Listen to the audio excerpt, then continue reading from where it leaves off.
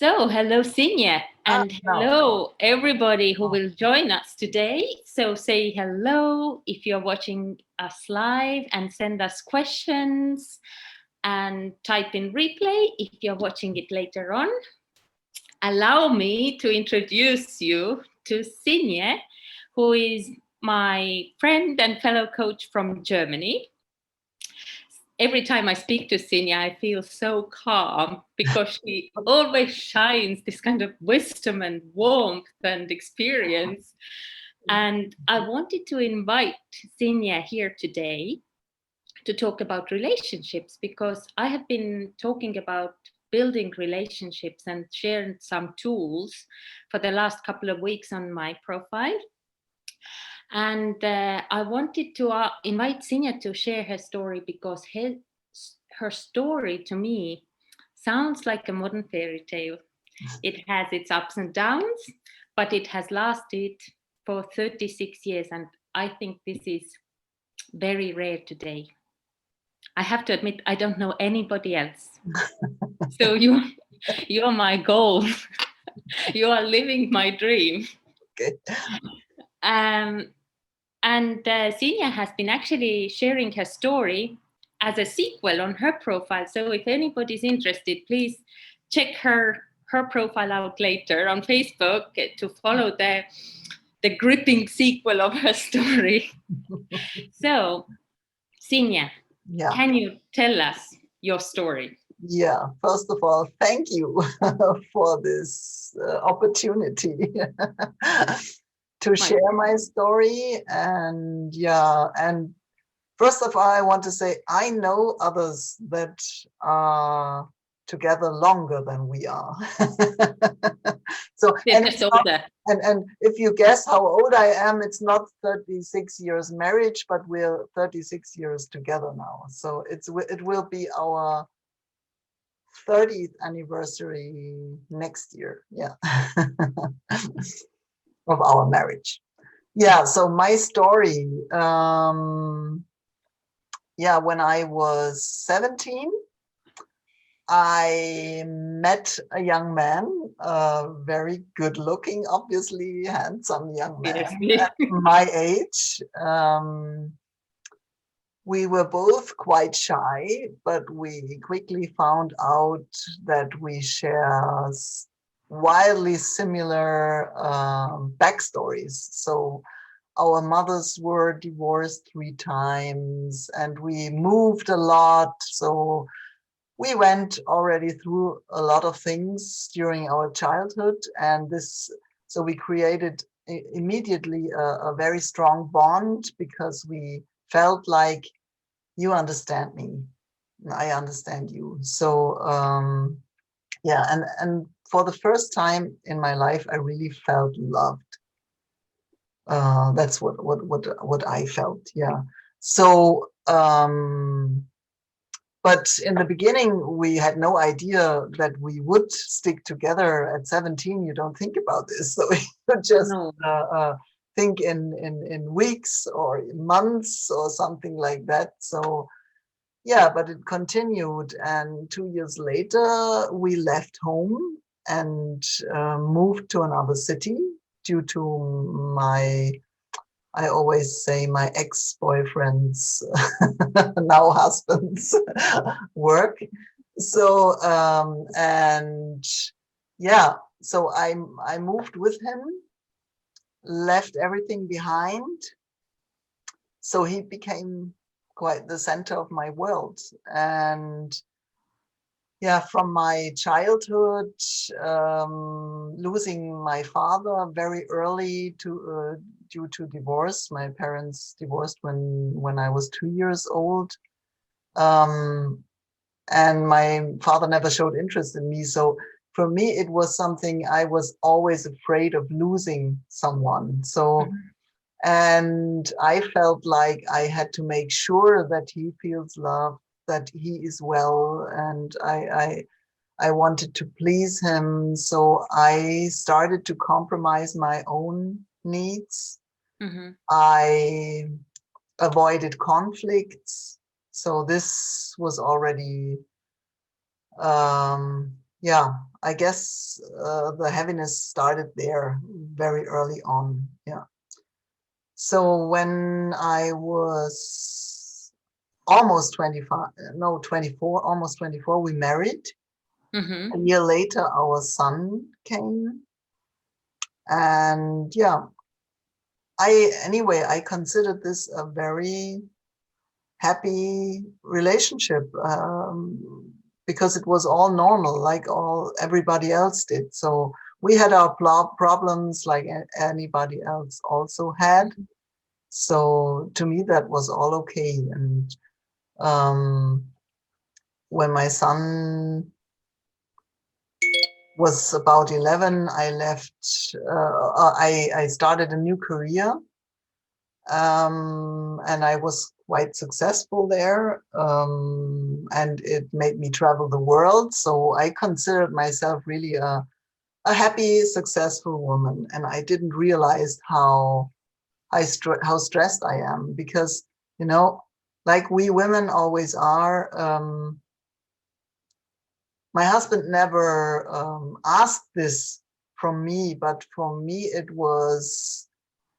um, it was granted that I would take care of the household and of the kid. And even if I also had a job, this was all my duty because he had a very demanding job, and obviously Mm-hmm. he earned more money. Mm-hmm. But I know this was all my belief. So yeah, and the years went on, and so far I thought life is just as it should be, so it was okay. And Mm-hmm. yeah, and anyway, we loved each other, and even though we had our struggles, and but I knew that, you know, I felt trapped somehow because I was longing for a sense of freedom to do the things I want to do. Mm-hmm. But I thought I'm not able to. I would risk my relationship if I would go for after my freedom or after what I wish. So Mm-hmm. I kept that all down. Mm-hmm. And yeah, and one day my husband called me and said me he had a tumor.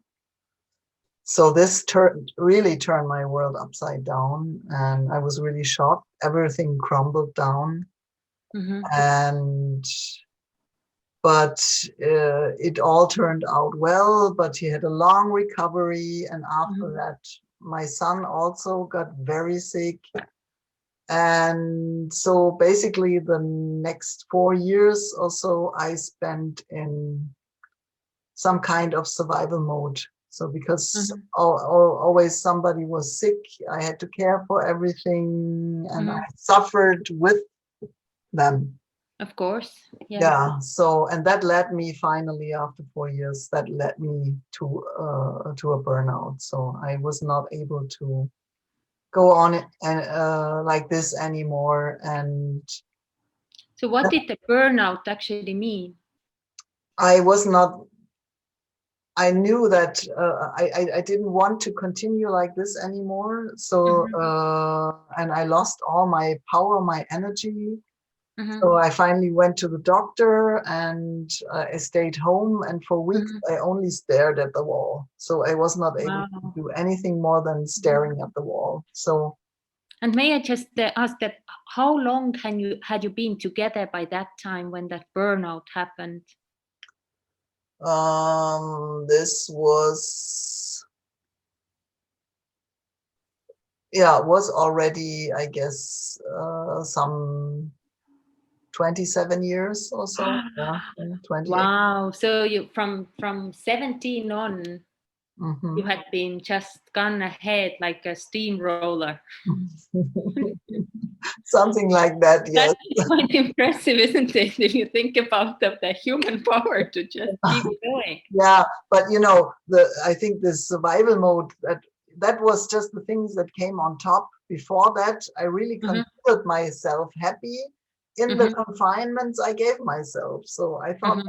that's what life is about, because I Mm-hmm. saw the other relationships, and they Mm-hmm. were all more or less happy, and they all Mhm. had their struggles, but Mhm. I couldn't find any relationship where I thought they were really happy. So they were all kind of struggling, and I thought this is just part of life, and loving someone means hard work. So Mhm. that was just what Yeah. I thought it was like. Yeah. Mhm. And so what happened when you said that your husband got ill and your son got ill, and then actually you got ill, Mm, like burnout? yeah. What happened then? So then I went to rehab. That was the point when my husband also decided to take a rehab. And Mhm. after that, I knew I couldn't continue my life like that. Mhm. I had to change things, but I Mhm. wasn't really aware what to change. Mhm. But then I saw my husband still struggling, and I couldn't bear that anymore. So there was no more space left for me, still after my burnout. So at one point, I really decided to take a break from it. So I told him that I will move out for some months, so for half a year or so. But yeah, he didn't believe that. He knew I would leave him. So, and this really tore him apart. I knew that, but he was in rehab at that time, so I know he was safe and I could go. So I Mhm. did it, but that was really, really a huge leap because I put this all to the test. I did the most scary thing I ever could think of. So risking the relationship for my freedom, because I was at one point, I was looking in the mirror and I said to myself, you are disgusting. I hate you. I can't see you anymore. You are letting yourself down always and ever. So I lost all my self-trust, and I knew I had to change something about that. So that's why I moved out. Mhm. And yeah, that also led to us really separating. So Mhm. I finally told him I leave him. And then happened what I expected. He really got furious and he couldn't accept this. His whole world fell apart, obviously, too.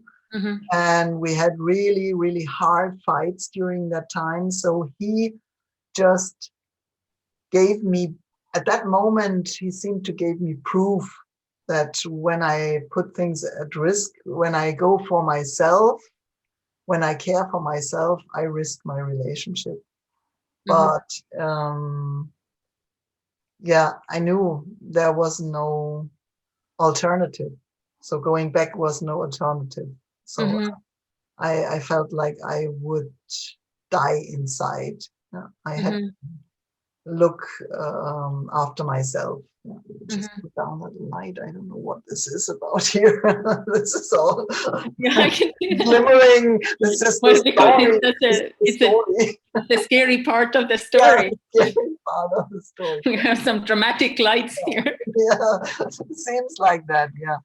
No, Yeah. but what I did when you have a question, ask it. No, that I want to see that. So how long were you living apart? Actually, almost a year. Almost a year. Almost a And year. what actually then happened? You said it was so, that you finally had the arguments. Mhm. Maybe the arguments of the last 27 Yeah, years. yeah. There a lot of anger came So, up there. so how did this story come to what it is today? What happened next? Yeah. So my husband wanted an immediate divorce. What now I know why this year of separation before you divorce is mandatory. So in Germany, this is the way it goes. You Mhm. can't divorce. You have to wait for a year. And I knew that because that was not what I wanted. I wanted to give us time, but he couldn't, he just couldn't bear the pain, you know, he just Mhm. wanted to end all this. So, and then we had some, I guess, 3 or 4 months of silence. So there was no contact. And one day, after almost a year then, and after some months of silence, I got a package with 12 bottles of wine, which I didn't order. And there was a card in it that says so it was from my husband. He wanted me to give him another chance to at least have a chat with him, Mhm. maybe drink a bottle of wine over it. And I can't tell you how angry I got. I got so angry. And I wrote him, I'm not that cheap. You can just send me 12 bottles of wine and then everything's okay. So I'm sold. I told him I'm sold. The old Sinje isn't there anymore. I'm sold. So yeah, and I didn't expect him to answer that. Mhm. So, and I was just furious then. But he answered, and he said that he understood, and he just begged me to give him one more chance. Nothing, no expectations, just talk to me one more time. And I Mhm. said, so I finally said, okay, let's talk, but on the same level. And whenever there's a wrong word, I will turn around and go. So that was my promise. Yeah. So for him, it was like walking on a thin ice the whole Oh time. yes, oh yes, and it was really, really, yeah. So so we met. I went to Mhm. his house. He still lives in our house, so I went to the house and he prepared breakfast. It was a Sunday morning, and within, I can tell you, within 2 or 3 sentences, the whole thing changed 180 degrees. He apologized for any pain he caused me and for how he behaved. And then I apologized for my behavior. And it was all about telling. And then we started to tell each other the stories we told ourselves during that time and what really hurt us. And we both stayed at in our own place, you know. Mhm. We were finally able not to point at the other one and said what you did wrong. We just kept uh, uh, yeah, our own responsibility for what happened, and were curious what happened with the other one. So, and that, yeah, that changed it all. And this hasn't changed, and this is now 2 years ago. Mhm. So for the first few days, weeks, I wasn't sure. I thought, okay, this is now, you know, it felt like a new honeymoon. So, you Mhm. know, when I was a bit cautious because I thought when the dust will settle and all, and the mundane life will come back, uh, uh, things will be the same as before, but they didn't. So So you are still on honeymoon. we are still on honeymoon, yes. Oh my God. I told you people, it's a modern fairy tale. Yes. Yeah, yeah, we are still on honeymoon. Yeah, yeah, and it's not all honeymoon. So the feeling Yeah, of is course. honeymoon, but the thing is that we never stopped. From then on, we never stopped being, as our friend Frauke would say, what did you call this? Frankness, radical frankness. Yeah. So really so I do it like Brené Brown says, I tell him the stories I tell myself, and Mhm. so does he. And we never take these stories for reality. So we know we are creating stories in our Mm-hmm. heads that are not true, and they have to be examined and they Mm-hmm. have to be verified. So whenever I am doubting something or I have a problem, I just tell him what's up in my head Mm-hmm. without thinking about could this hurt him, Or not. but always keeping the responsibility for myself. So it's never about shaming or putting guilt on the other, but it's just questioning Mm-hmm. and finding out what's the truth and where we can find common ground. Yeah. And it's a process of really getting to know each other from the start. So Mm-hmm. What would you say is the kind of the biggest contrast of the relationship before and after? mhm, The big trauma in mhm, the middle. mhm. The contrast is we both let go of control. That you both tried to control Yeah, before. we've controlled we tried to control our own emotions, the other's emotions. We try to control the relationship, whatever. What we Mm-hmm. say, we or the other, how the other behaves, and tell the other one how he has to behave, she has to behave. A lot of expectations. Yeah, we let go of any expectations. Mm-hmm. So And what's the so I guess the whole atmosphere at home is completely changed as a result. absolutely, yeah. There's no more tension because whatever comes up will be addressed in this moment.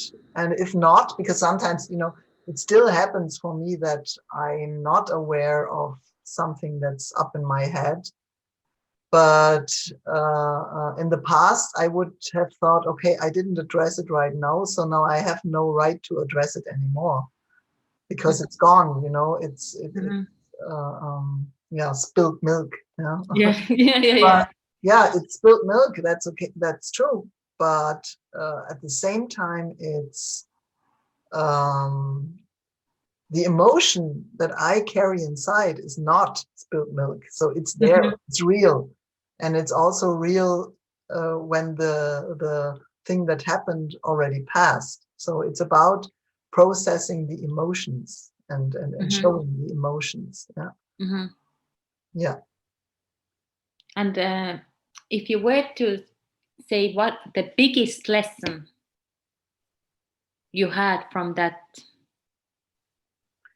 experience. The biggest lesson for myself is Mm-hmm. that I can be free.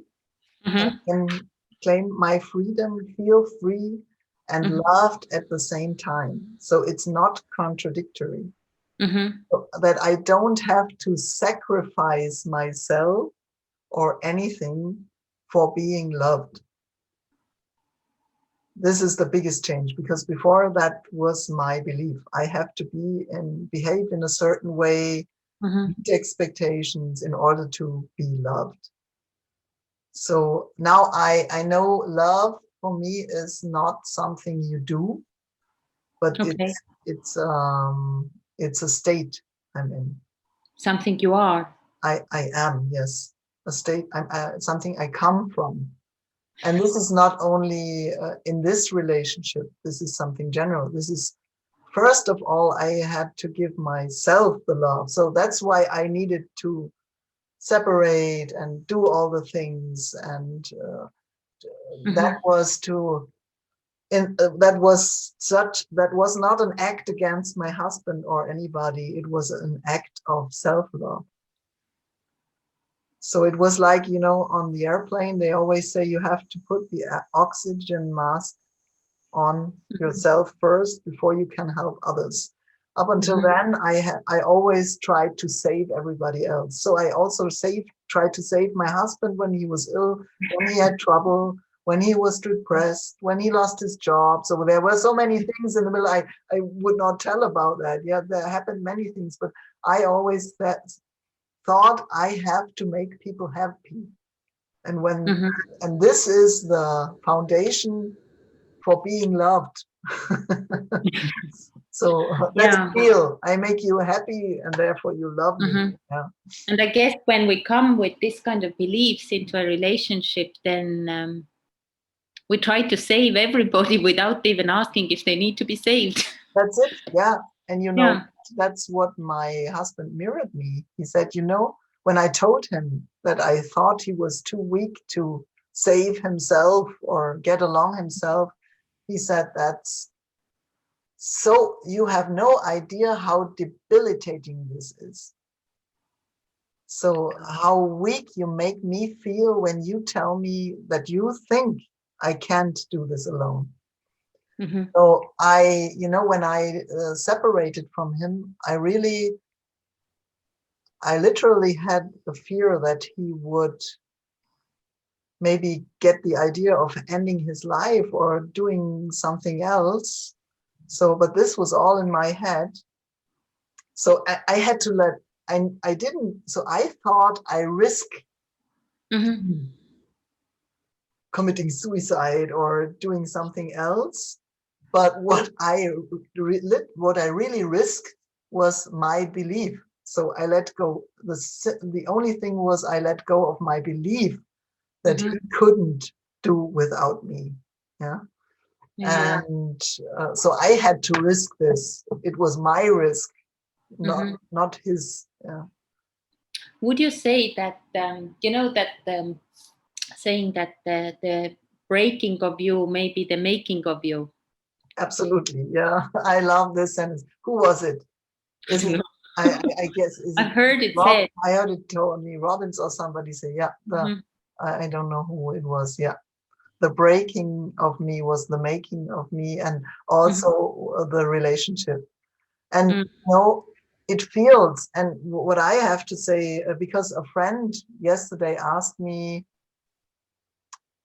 do you think it's necessary to break up in order to mend a relationship? And I said, no, that's not what I think. So for me, it was necessary, but that's not, I won't tell you that it's necessary. It's just the only thing that has to break is your own story, your own expectations, your own And thoughts. I guess the other person has to be open for the change. Absolutely. Because one changes so drastically. Yeah. The And other one has the choice of, shall I go with it? Yeah. Or I can't deal with it. Yeah. And I agree that many times this doesn't happen. So you can't expect the other one to follow you. So I was well aware of that. So I was well aware. I thought, okay, this might cause a real breakup, and it might cause that he also rethinks his life, and we go our separate paths. But I had to risk this. This you can't. So when I had a picture on my last post. When you hold on to the past, you cannot grasp the future. No. Yeah. That's a good like that. visualization. Yeah. It's just this let go. So if it feels like dying, it feels like a breakup, but it's just a thing of letting go of the old to give new things a chance. Yeah. Yeah. Yeah. I'm going to ask if our audience has had an experience in their life where they feel that the breaking of them was the making of them. So leave a heart emoji if you've had an experience like that, and you maybe not to do with relationship, but when you've had a big maybe still quite a dramatic or traumatic experience in your life that has changed you. And now, Sinja, if I were to ask you, if you were to give one piece of advice to the 17-year-old of you, what would that be? That would be,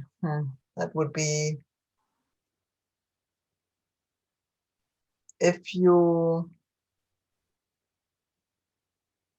no, not if you, how could I say this?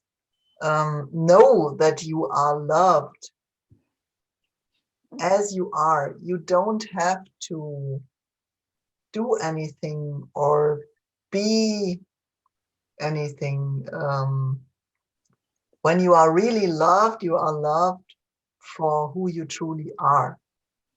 Because everything else is just meeting expectations. And if someone says, I love you because of this and this, and because of you are, or you have to be like that, and then I love you, this is not love, this is attachment. And there's a huge difference. Yeah. Because when somebody, I would might tell the 17-year-olds in you, when somebody really loves you, he loves you no matter what you do or say. And you have to put that to the test and not wait for 34 years to put that to the test. Yeah, that's a long time. I admire your resilience. Honestly, you are superbly or supremely resilient. And so I take that praise now. We discussed that yesterday, didn't we? In another call. And yes, I have to admit, I admire myself, and I am more than that, I am grateful.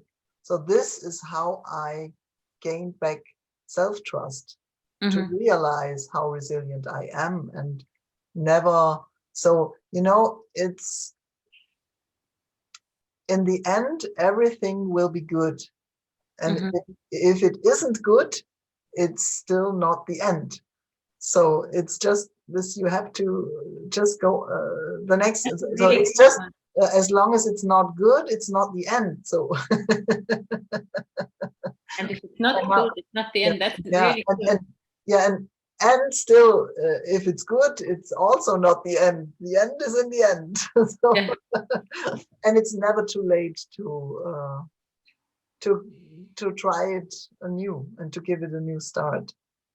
That's just, it's never too late. It's never too late, and you're never too old. Yeah, it's never too late, and you're never too old. Yeah. And I wanted to finish our interview on a little bit lighter note. Okay. So come with me, Sinja. As a mother of boys, I will ask you a few would you rathers. Oh, yeah. I know. Yeah, I'm up for it. Okay, cool. So would you rather write a love letter or receive a love letter?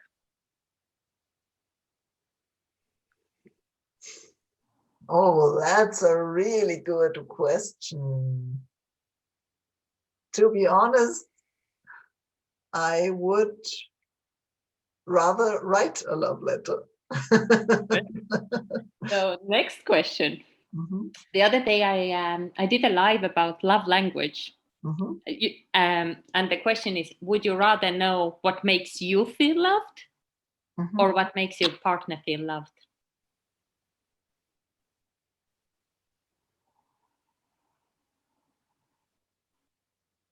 Who? Oh, your boys ask hard questions. That is mine, but I'm used to would you rather.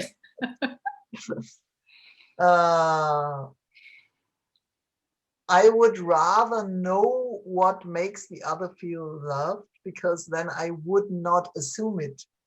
I would ask him. Yeah. And my last would you rather for you, and I'm going to ask this from the audience as well. Mm-hmm. Would you rather start your relationship over with the knowledge you have now and probably have a very different relationship, Mm-hmm. or you would continue from where you are now? That's a very easy answer. I would continue. I would not miss any experience. As hard as it was, to me today, those are all gifts of learning. It's a process of learning. So I couldn't imagine to start at 17 with all this knowledge. I guess it would overwhelm me. So I no, I'm happy where I am with all the story. Yeah, and That, it's part of that, it. Yeah. that's what I expected from you, honestly. But if audience wants to reply to the would you rather, start all your relationship history over with the knowledge you have today, leave a 1, or you would continue with who you are today from where you are today, leave a 2. I'm also curious what people Yeah, say. this has been so good. Yeah, thank you. No, thank you, Sinja. Thank you for sharing and giving us all hope. Yes, there is hope, And especially in these times. It's I it's my responsibility. I feel to spread hope. Yeah. yes, hope and love, and I don't know, your story is really, really powerful. I think what we're the powerful messages of knowing that you can change yourself and as a result your relationship to something so much better than what it was Mhm. after 27 years Mhm. or whatever it was. Yeah. It is just, it is really life affirming, I Mm. would say. Yeah. And you said something very important. It's about, change yourself first. So it's work on yourself. Stop working on your partner. That doesn't work. Work on yourself. Yeah. We women, so I know many women that always think they have to change, their partner has to change. But Yeah, yeah, things will change when you start questioning yourself and working on yourself. Yeah. yeah. And on this note, I think we call it a day. Yes. Thank you, Finja. Thank you so much. And thank you, everyone who watched it live or who will be watching it later, and send us some questions or anything else, comments, what you have, or share your experiences. And we wish you all a good rest of the week. Yeah. Yeah. Me too. Spread love and hope. Yes. Bye. Bye.